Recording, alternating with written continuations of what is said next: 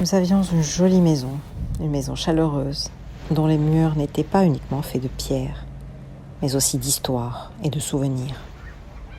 Chacun parmi nous avait sa chambre, son intimité. Chaque recoin de la maison gardait nos rires, nos secrets et même nos petites larmes. Devant se trouvait un jardin que nous avions planté de nos mains lorsque nous étions enfants. Il avait grandi en même temps que nous, comme s'il faisait partie intégrante de notre famille. C'est mon père qui nous avait créé ce rêve.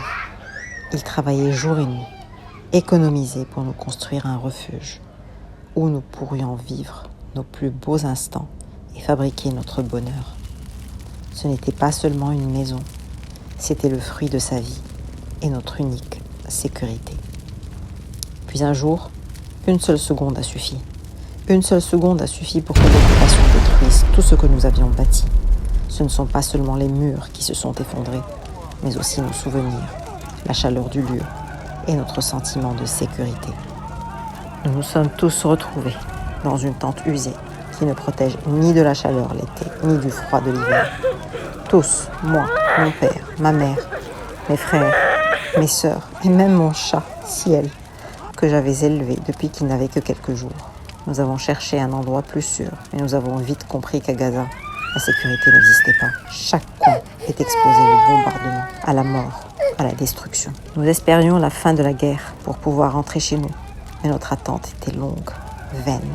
Les murs de notre maison n'existent plus que dans nos mémoires, et le jardin que nous avions planté n'est qu'un ensemble d'images prisonniers de nos esprits. Aujourd'hui, nous vivons dans une tente, mais la nostalgie ne nous quitte pas. Nos corps sont ici, mais nos âmes sont toujours là-bas, dans la maison qui nous abritait. Ce témoignage ne doit pas rester une voix dans le vide. Des milliers d'enfants, de familles, de survivants comme elle vivent cette agonie en silence chaque jour sous les bombes et la faim. Notre association Humanité, Solidarité, Médecine est à leur côté pour protéger, soigner et redonner un peu de dignité.